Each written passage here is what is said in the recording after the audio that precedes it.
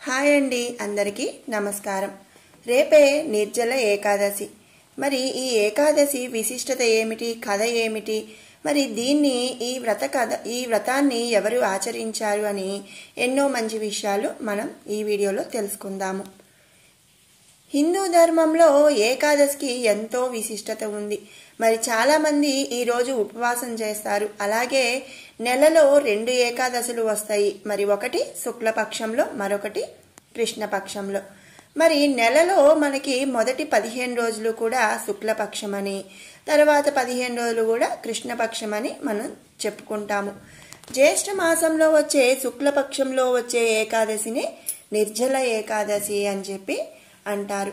మరి ఈ ఏకాదశి వ్రతాన్ని 10,000 ఏనుగుల బలం ఉన్న ఆయన ఆచరించాడంటే మరి ఎంతో విశిష్టమైన ఏకాదశి అనే కదా.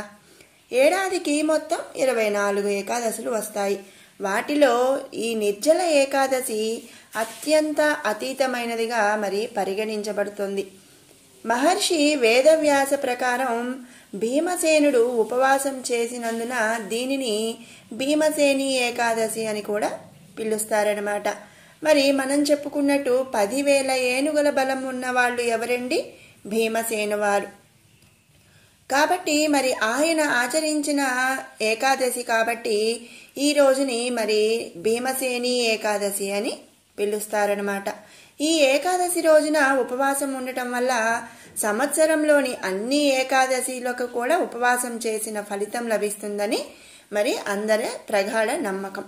ఈరోజు సూర్యోదయం నుండి ద్వాదశి సూర్యోదయం వరకు కూడా నీరు తాగకూడదనే ఆచారం ఉన్నందున దీనిని నిర్జల ఏకాదశి అని కూడా పిలుస్తారనమాట. అంటే మరి మిగిలిన ఏకాదశుల్లో మనం వాటర్ అంటే నీరు అనేది తీసుకోవచ్చు. అయితే ఈ నిర్జల ఏకాదశి రోజు మాత్రం ఏకాదశి మొదలు ద్వాదశి సూర్యోదయం వరకు కూడా వాటర్ అంటే నీరు కూడా తీసుకోకుండా ఉపవాసం అనేది ఉండాలి. ఇక నిర్జల ఏకాదశి వ్రత పూజ విధి ఏమిటి, ఆ వ్రత కథ ఏమిటి అనేది మనం ఇప్పుడు తెలుసుకుందాం. సంవత్సరంలో అన్ని ఏకాదశులకి ఉపవాసం ఉండలేని భక్తులు ఈ నిర్జల ఏకాదశికి తప్పనిసరిగా ఉపవాసం ఉంటారంట. ఈ రోజు ఉపవాసం చేయటం వల్ల సకల ఏకాదశికి సమానమైన పుణ్యం అనేది లభిస్తుంది. ఈ ఉపవాసం యొక్క ఏకాదశి సూర్యోదయం నుండి ద్వాదశి సూర్యోదయం వరకు నీరు మరియు ఆహారం అనేది ఏమీ కూడా తీసుకోకూడదు. ఏకాదశి రోజున ముందుగా తెల్లవారుజామున స్నానం చేసి శ్రీ మహావిష్ణువుని పూజించాలి. ఆ తరువాత దేవుడిని పూజించేటప్పుడు ఓం నమో భగవతే వాసుదేవాయ అనే మంత్రాన్ని జపించండి. ఇక నిర్జల ఏకాదశి వ్రత కథ. పురాణాల ప్రకారం మన మహాభారతంలో శక్తివంతమైన యోధుడు భీముడు. ఆయన కూడా ఈ ఉపవాసాన్ని పాటించాడట.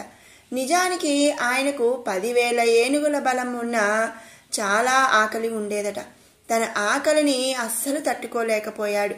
ఉపవాసం వల్ల మోక్షం లభిస్తుందని భీముడికి తెలుసు. కానీ భీముడు అంత ఉపవాసం పాటించడం సాధ్యం కాలేదు.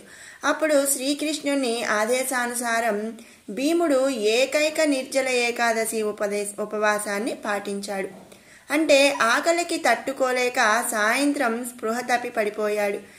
ఈ ఏకాదశి నాడు భీముడు ఉపవాసం పాటించాడు కాబట్టి దీనిని భీమసేని ఏకాదశి అని కూడా అంటారు.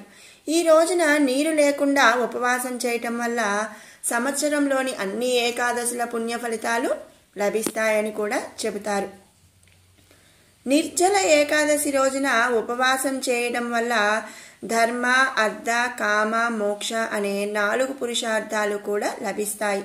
అంతేకాకుండా ఈరోజు ఉపవాసం మంచి ఆరోగ్యం, సంతోషకరమైన జీవితాన్ని కూడా ప్రసాదిస్తుంది. ఇక ఈ రోజున ఉపవాసం చేయటం వల్ల పాపాలు నశించి మనసు పవిత్రంగా మారుతుంది. ఈ ఏకాదశి త్యాగం తపస్సు అతి పెద్ద ఏకాదశిగా పరిగణించబడుతుంది. మరి 24 ఏకాదశులలో మరి 23 ఏకాదశులు ఉండలేకపోయినా ఈ ఒక్క ఏకాదశి రోజు మనం ఉపవాసం ఉండటం వలన 24 ఏకాదశుల వల్ల వచ్చే పుణ్యం అనేది మనకు లభిస్తుంది. కాబట్టి అందరూ అంటే వీలైనంత వరకు కూడా ఉండగలిగిన అందరూ కూడా మరి రేపటి నిర్జల ఏకాదశి రోజున ఉపవాసం ఉండి ఆ శ్రీకృష్ణ పరమాత్మని ఆ శ్రీమన్నారాయణుని అనుగ్రహానికి పాత్రులు కావాలని కోరుకుంటున్నాను. మీకు ఈ వీడియో నచ్చినట్టయితే లైక్ చేయండి, షేర్ చేయండి. అలాగే ఇలాంటి మరిన్ని మంచి వీడియోస్ కోసం మన ఛానల్ని సబ్స్క్రైబ్ చేసుకోండి. Thanks for watching. మరొక మంచి వీడియోతో మళ్ళీ కలుసుకుందాం.